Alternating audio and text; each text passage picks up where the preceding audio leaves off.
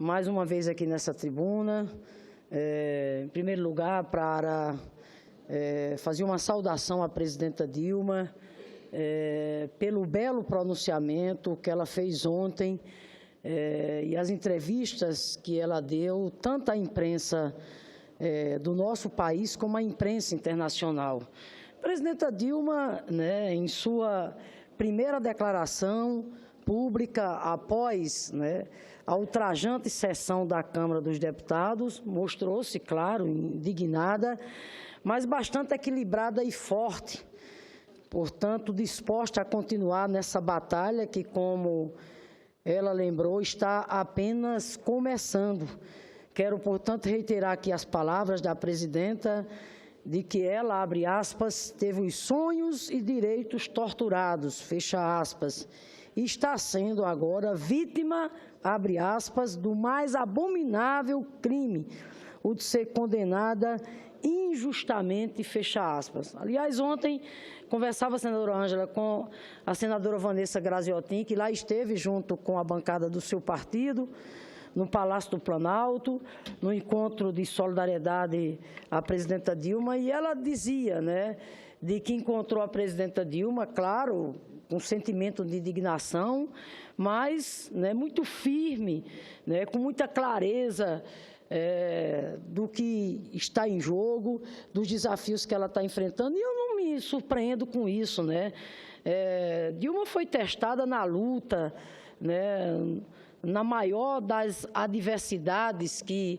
um ser humano poderia enfrentar, que foi quando corajosamente lutou contra a ditadura militar, foi torturada, e tudo isso pelo amor ao Brasil, tudo isso movido pela convicção que a presidenta Dilma tem da defesa da democracia. Por isso que eu sempre disse aqui, aqueles que pensavam que Dilma seria uma mulher fraca, que Dilma, de repente, renunciaria, que Dilma, de repente, iria compactuar com qualquer iniciativa que diga respeito a ferir a democracia, os que pensaram assim, pensaram errado, porque ela jamais ela abdicaria das suas convicções da defesa da democracia, da defesa da liberdade. A própria vida dela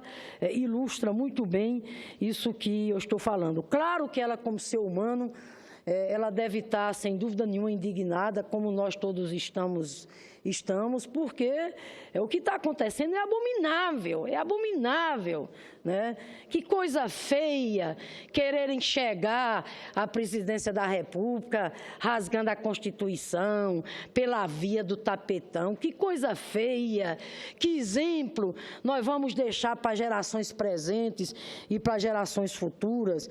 Eu espero, senadora Ângela, que aqui no Senado consigamos evitar isso. Mas o fato é que estamos todos perplexos com o fato de um processo dessa gravidade, que me refiro ao instrumento do impeachment, que deveria ser exceção na nossa democracia, está sendo usado de forma leviana em uma manobra por aqueles que perderam as eleições em 2014 e insistem em um terceiro turno, desta vez colocando em risco nossa jovem democracia.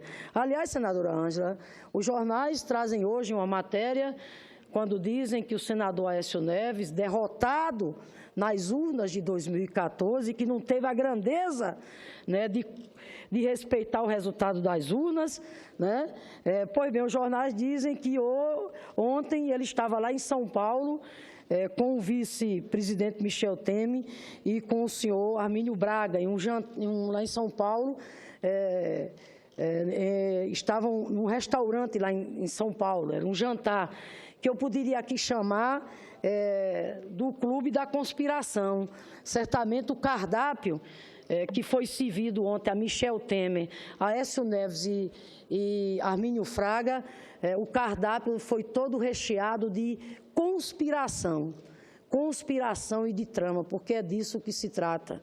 Felizmente, a oposição conservadora, que não teve competência para ganhar nas urnas, desde então, começou a tramar esse golpe, com o apoio da grande mídia oligárquica, né, e esse massacre midiático, infelizmente, para tanto, contou com o corrupto mó desse país, que é Eduardo Cunha. Que cena mais grotesca, ver um presidente da Câmara sentado naquela cadeira, réu, respondendo a vários processos, comandando um processo de impeachment contra uma presidenta que tem mãos limpas. Tanto é que o que é que foram atrás para tentar justificar um pedido de impeachment da presidenta Dilma? Tecnicalidades, pedaladas fiscais, edição de decretos de lei. Pois bem, senador Theomar, disse que ontem estava lá Michel Temer, Aécio Neves, Armínio Fraga, jantando, e eu volto a dizer aqui, esse cardápio deve ter sido recheado de conspiração, porque a trama agora chegou nesse estágio. O golpe chegou nesse estágio, né, com o papel do Eduardo Cunha e, infelizmente, o papel que o vice-presidente da República se prestou, que foi de conspirar, querer cair de paraquedas numa cadeira presidencial que não lhes pertence, porque ele não foi eleito presidente da República, né? Ele não foi eleito. Então, a população toda está acompanhando isso e está refletindo. Mas eu quero dizer, senhora presidente, que eu confio e tenho muita esperança que aqui no Senado nós vamos barrar esse golpe. O processo chegou aqui ontem, o advogado-geral da União daqui a pouco vai apresentar a defesa da presidenta Dilma, a comissão especial será instalada e caberá, portanto, a nós, senadores, analisarmos o mérito dessa proposta. Todo mundo sabe que o impeachment é, sim, um julgamento político, como faz questão de repetir a oposição, mas é um julgamento político que tem que estar calcado em pressupostos jurídicos. Brincadeira, né? Eu não posso fazer um julgamento de um instrumento desse, que é um instrumento de exceção, em situações gravíssimas, simplesmente pela via política. E pela via política, ainda, inclusive, querer aqui fazer discurso do embuste, da farsa. Eu acho tão interessante quando aqui chega e diz, a economia acabou, o Brasil parou. Ora, como se boa parte da oposição, e aqui eu não vou generalizar, como se boa parte da oposição não tivesse culpa nesse cartório. Por quê? Porque apostou no quanto pior, melhor. Pior para o Brasil e melhor para eles. Obcecados pela ideia do poder. Claro que nós temos uma crise no campo da economia, no plano internacional, desde 2008, que só agora os reflexos se fez sentir fortemente. Claro que o governo tenha cometido também os seus erros, mas vamos aqui ser justos, vamos ser verdadeiros conosco mesmo. Na verdade, a oposição, ao apostar no quanto pior, melhor, boa parte dela, não generalizo, contribuiu exatamente para agravar essa crise. E como se não bastasse tudo isso, no campo político, por exemplo, a Câmara dos Deputados, alguém diz 73%. Sim, respeito. Mas a maioria dos que lá deram uma de juízes naquela quarta-feira, esses sim, infelizmente, têm tudo, estão todos com a folha corrida nas justiças desse país afora. Boa parte deles respondendo a processos exatamente o quê? De investigação. Tanto é que eu lamento, porque eu pertenci àquela casa, né? Tive a honra de representar o povo norte-grandense naquela casa, mas dos 73% que lá, a maioria esmagadora dos parlamentares que lá votaram contra a presidenta Dilma, senador Theomar, só dois aludiu a argumentos de natureza técnica, no caso do pedido de impeachment. O restante, o que a gente viu ali foi, como Vossa Excelência tem dito, foi um festival de hipocrisia, de embuste, de mentira, né, de traição. Foi simplesmente deplorável aquilo tudo. Paciência, né? É preciso que se reflita sobre isso, entendeu? Infelizmente, aquela votação de ontem, pelo comportamento que a maioria dos parlamentares que são favoráveis ao processo de impeachment adotou, o que ficou foi uma lição contra a cidadania. Na verdade, o que ficou dali foi um exemplo muito drástico do ponto de vista de que a política tem que ser, acima de tudo, a arte de realizar sonhos, de que a política tem que ser, acima de tudo, feita com dignidade, com honradez, pensando nos interesses da coletividade. O que se viu lá domingo foi exatamente o contrário. De repente, é pela família, é pelo meu avô, é pelo meu tio, com todo o respeito, mas, antes de mais nada, a política não é instrumento de promoção de interesse pessoal. A política deve ser um instrumento de promoção do bem comum. A política deve ser um instrumento de defender as causas de interesse coletivo. Então, eu quero, senhora presidenta, dizer que eu espero e tenho certeza que aqui no Senado o debate terá outro tom. Até porque a Câmara o que fez foi tão somente aprovar o pedido de admissibilidade. O mérito mesmo será discutido nessa casa, será discutido nessa casa. Eu quero dizer que permanece dentro de nós a firme esperança de que nós vamos barrar esse processo aqui no Senado já na sua primeira etapa, que é o Senado, portanto, corrigir o equívoco histórico que a Câmara dos Deputados fez ao acolher esse pedido de admissibilidade. Mas, se isso não acontecer, nós vamos ter a segunda fase, que é a fase do mérito. E aí, vamos fazer o debate aqui com clareza, com seriedade, com responsabilidade e com discernimento. Eu quero ver aqueles que têm convicção e compromisso com a defesa da democracia provar que nesse golpe, travestido de pedido de impeachment, tem lá fundamentação jurídica que se configure como crime de responsabilidade direta por parte da presidenta. Então, assim, eu penso que, e essa é a nossa expectativa, que o debate aqui no Senado vai ser feito com racionalidade, com equilíbrio, com discernimento e, sobretudo, com respeito ao povo brasileiro e que a gente possa, repito, barrar esse processo, corrigir esse equívoco histórico que a Câmara dos Deputados cometeu no domingo, já na primeira etapa. Mas, senhora presidenta, eu quero rapidamente aqui, só um pouquinho aqui, para dizer a Vossa Excelência também, senador Theomário, que ele me pediu uma parte, que eu vou conceder uma parte ao senador Theomário.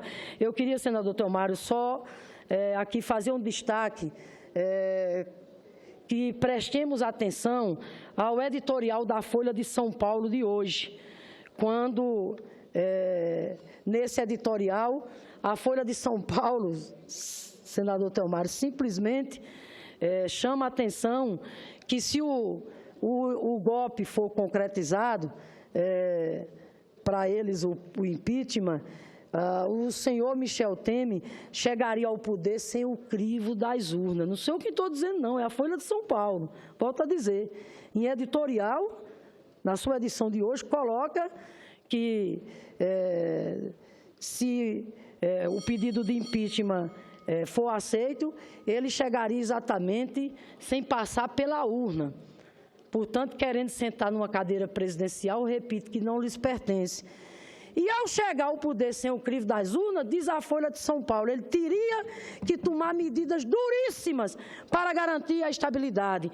E o editorial lá estampa, ele teria que implementar medidas como aumento de impostos, crescimento da dívida pública, redução dos recursos para a saúde e educação, reforma da Previdência, com estipulação de idades mínimas de aposentadoria, redução dos direitos das mulheres, redução da aposentadoria rural, além de suspender o reajuste de salários dos servidores federais. Isso é um escândalo, senadora Ângela.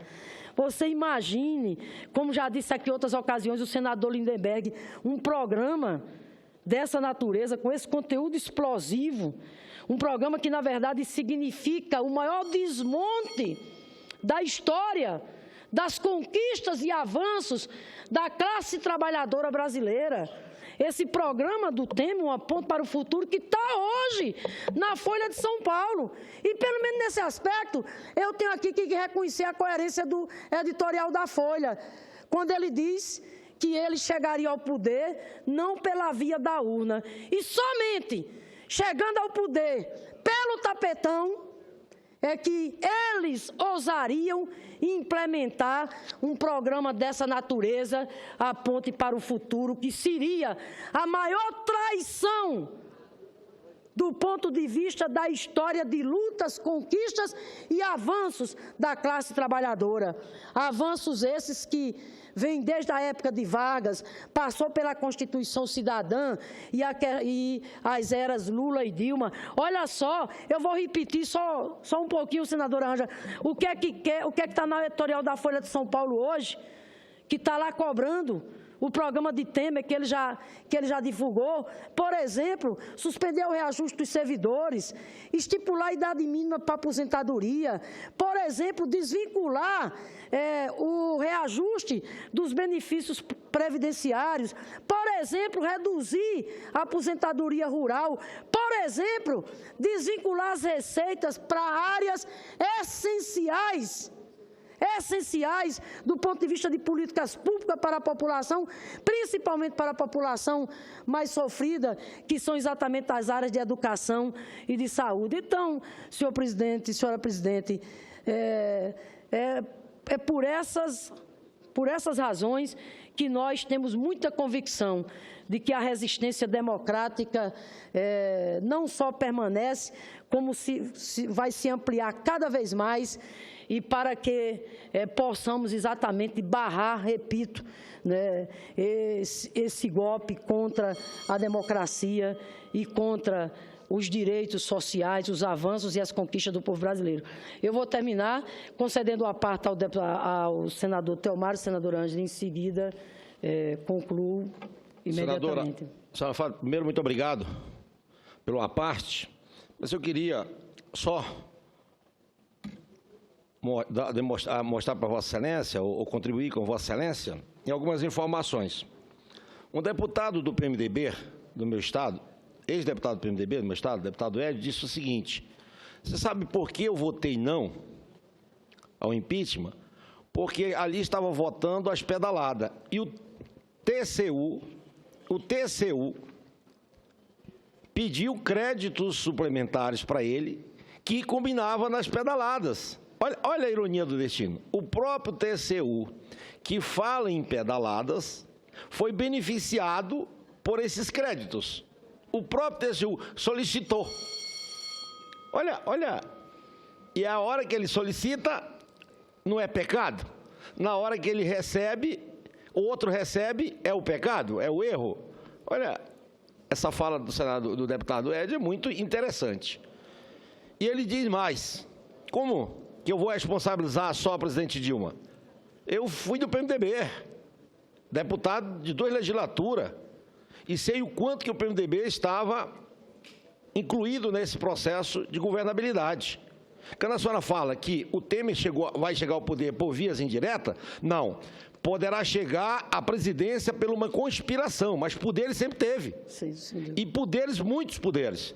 O Temer era quem tinha o poder de fazer a base de sustentação da governabilidade. Ele gozava da mais alta confiança da presidente Dilma. Sim. Da mais alta confiança da presidente Dilma. Mas ele não teve o comportamento, por exemplo, do Itamar Franco. O comportamento dele foi totalmente aético, né? Era carta, era áudio vazando e mobilização absoluta. E, por outro lado, hoje, a senhora tem razão quando disse, mas eu queria falar disso.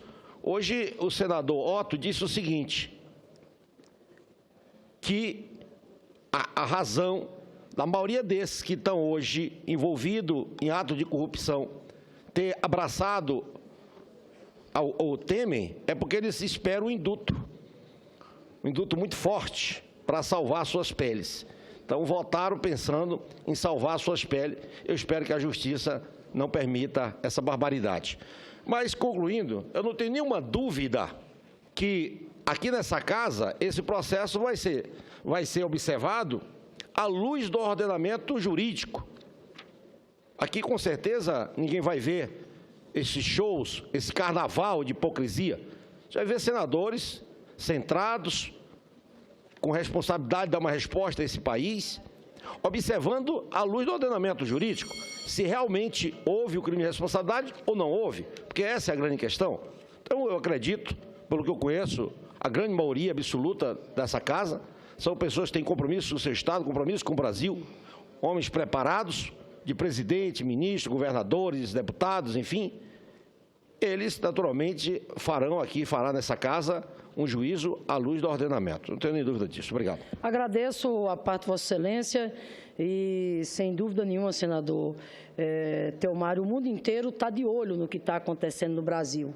É a Europa, é a Ásia, é a América Latina, enfim, jornais dedicando seus editoriais, chamando a atenção para a gravidade que está acontecendo aqui no Brasil, alertando que esse pedido de impeachment sem embasamento legal pode abrir um precedente extremamente perigoso que terá repercussão não só no Brasil, mas no mundo inteiro, inclusive chamando a atenção, né, que o processo de impeachment em curso no Brasil pode resultar, inclusive, no fim do atual esforço de combate à corrupção. Quem está dizendo isso, inclusive, é o jornal britânico The Guardian.